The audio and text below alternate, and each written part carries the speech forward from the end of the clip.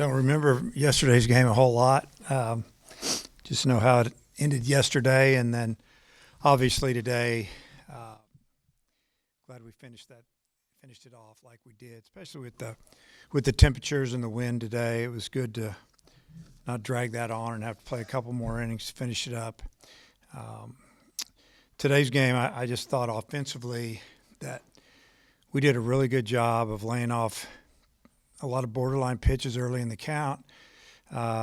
Took some balls, got into some good hitters counts, took our walks. I know we walked double digits, probably 12 or how many did we walk? 13 times.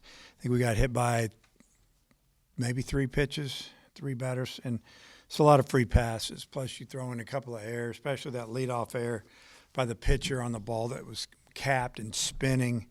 I tried to field it with his bare hand, and it spun out of his hand. And then, just seemed like the inning, went our way after that. So, we hit for some power today, hit some doubles. I really liked the way Behava drove two balls to right field for doubles. I really enjoyed that second inning when we started rally with two outs and got back the 2 runs that we gave him on the home run. I think in the 2 games we scored on, it seemed like almost every inning. I feel like our offense is getting better, and a lot of guys are contributing. It makes it difficult to fill out a lineup in a couple of spots, but I'd rather have that than not have enough choices. So good job coming out there by our team and playing with a little bit of spirit. It was fun in the dugout. Seems like that 9th inning single for Nolan on Sunday has got him back on track a little bit. What have you seen from him over the last few games? Yeah, well, Nolan and Coach Thompson went in and made some adjustments, changed it, stood him up a little bit. He'll probably give you a few more details, but they've worked hard together. And, I agree with you, though. This game is so mental, and make an adjustment, you get a hit, start feeling better about yourself, standing in the batter's box and confident, and he's definitely swinging the bat with a lot more authority and confidence since that base hit. I feel like we ask you about Cahill every time you're in here. Have you ever seen a DH on your teams have this kind of run? I don't know about a DH. I had a pretty good hitter named Kenny Harvey back at Nebraska that hit the ball like this. He was hitting about 500 going into May, and ended up playing in the big leagues with the Royals, mostly as a DH, but he played first base for me. But yeah, it's been fun to watch him. Just like the last home run he hit, pitcher made some really nice pitches, and he made one mistake, and he left it up. Right when he left it up, you could see it coming from the side, and it was just bang. And I thought it hit the wall. The thing just kept going, went out of the park. That wind was pretty violent. Not fun to pitch in. How important was that home run he hit on what was like the 9th pitch of the restart, just to get you out of there and on to the next game? Yeah, that was a big swing, and just you never know what could happen. I told our team, I said, we could line out 3 times and play the full game, and you just never know. I said, but let's not do that. Let's find a way to get this run in. But he had a really good at bat. He fouled off some pitches, laid off some pitches, and then he got him one that was a full count. And it looked like a get me over curveball. I mean, it was bell tie down the middle, and he just destroyed it. Finished it up, and I told the guys before that inning started that, if we walk them off the field, we're not going to do anything crazy because we got another game. Don't be chasing anybody out to center field and all that type of stuff. And, they got it, and they did a great job. Bases loaded, is one thing, especially when the run rule is about to be. But are you kind of surprised Cahillo's maybe still getting he's not getting so many garbage pitches just yet in terms of this hot streak, and pitchers are still kind of attacking him right now? Yeah, there was a couple of times I didn't think they would pitch to him in that second game. Obviously, he's not missing mistakes. You got to pitch him really carefully, but I think he walked once maybe, and I don't know. He's. I guess they're worried about the guy behind him, or they're just saying, "Hey, it's a midweek game. Let's see if we can get the guy out." Maybe they didn't feel like that. They were going to be able to keep up with us offensively, and um, they just went after him. I think that you have a player that's hot. You got to have somebody behind him swinging it well. So he will get some pitches, and it was really good to see. Kendall get into one there, because that was going to be his last at bat no matter what he did. If he got on base, I had a runner for him. So just trying to get him a few more at bats. And it's good to see him be aggressive. We've talked to him about that. Be aggressive. Get you a pitch, hammer it first pitch, look for a pitch. And he got him a fastball down the middle end, and he hit it hard. Davin, 4 RBIs, 4 runs here in the second game. You joined Kendall in hitting one to right field there. I mean, how good is it to see him be able to have some power there at the top of the lineup in the leadoff spot? Well, he's got power. We saw it in the fall. He hit some balls a long way.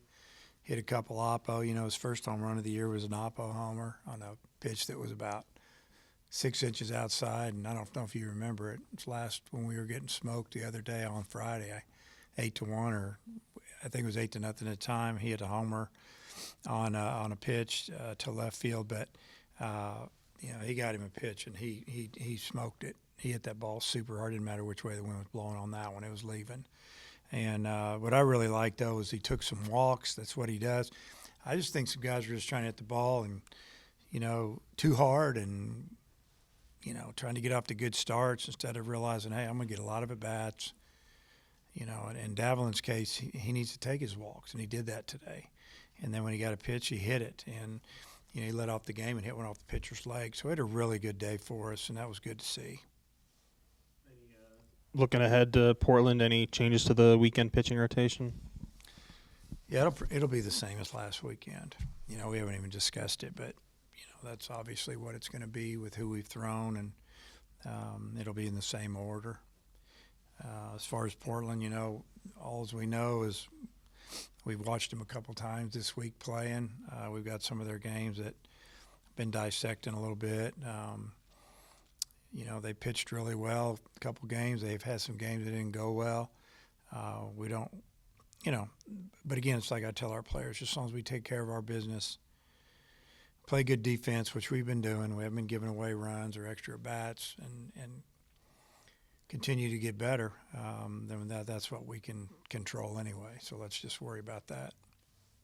Guess any other year we talk a lot more about kind of how well Brent started at the plate. I guess just have you seen him kind of slowly adjust to playing 5 times a week, midweek, and the weekend? Talking about Iredale. Yeah. I mean, I think he's physically ready to play every day, and. He played 2 years of junior college ball in New Mexico, and it's not like his luxury junior college over there. They're riding vans and eating bologna sandwiches and all that other stuff. So he's pretty tough. I don't think he's going to have any problem playing 4 or 5 games a week. And he even gave me a funny look when I told him I was taking him out of the game, which I like that. But he's gotten off to a pretty good start. His at bats are good. Every now and then he'll take strike 3, but I'd rather, have him be under control instead of chasing balls and stuff. And he's been pretty steady Eddie right there at 3, 4, 5 in the order. And then these run rule wins aren't easy to come by if the pitching isn't kind of up to par as well. 4 runs across the 2 games. Just what do you think about, your midweek pitching staff? Well, I told our team before the game, on days when the wind's blowing 20 miles an hour straight out, and, the team that plays good defense and doesn't walk people is going to win. And that, would we walk one guy? I don't think we hit anybody. They walked 13 and hit 3. We scored 15 runs on 9 hits. I mean, that's winning baseball, especially on a day like this. And the pitchers did a good job. Ben got 2 quick outs in the second. Guy fights him a little bit, gets on base, and he gives up a home run. And all of a sudden, we're down 2-1, and then he had a pretty good outing after that. But it's you know, it's nice when you can on a Tuesday or Wednesday you can throw Tank McGuire or McIntyre. Those guys are good. Get them an inning, get them 2 innings, whatever we need to do, and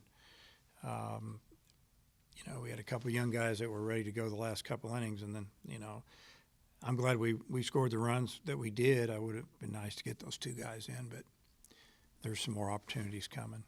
I wanted to follow up on a couple of things you said. Swatters Club the other day on Hunter Dietz that he ended up throwing, and if so, what did it he's look going like? to throw, I think it's tomorrow.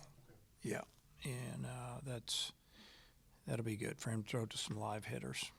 You're talking about Gabe and just location and everything with him. From a mentality standpoint, I mean, how's he handled the stuff the last couple of weeks? Because he hasn't gone through that a whole lot. Yeah, I think he's handled it really well. I mean, he's upset with himself, and you know, he's a hard worker. He's a dedicated kid, man. He wants to win, and he wants to be as good as he can be, and he's got a lot of pride. And I look forward to watching him pitch on Friday. I think he'll have a really good outing. Coach, you touched on already a little bit about Nolan and Kendall both, you know, leaving the park today. What does that do when you look forward to the weekend, having the 2 of them get going to the lineup as a whole? Yeah, I mean, if you just grab a box score and you look at some batting averages or statistics, and you're kind of going, okay, that guy and that guy, we can get those guys out, but they're both pretty talented. And you know, 2 years ago, Kendall was one of our best hitters. Last year, he was injured. He even played a little bit as a freshman, so he's got a lot of experience. Hopefully that'll boost his confidence a little bit. You know, same with Souza. You know, those are guys that they can hit anywhere in the batting order. You know, Souza, I mean, physically look like at the highest level, and has the strength and the speed that we need on the field. So it'd be great to have him hit and get on base because he can steal bases, and he wants to. We had to calm him down out there at second. He wanted to steal third when we had a 9-run lead. We're not trying to, you know, we didn't want to do that. You know, just trying to finish the game. But I appreciate that.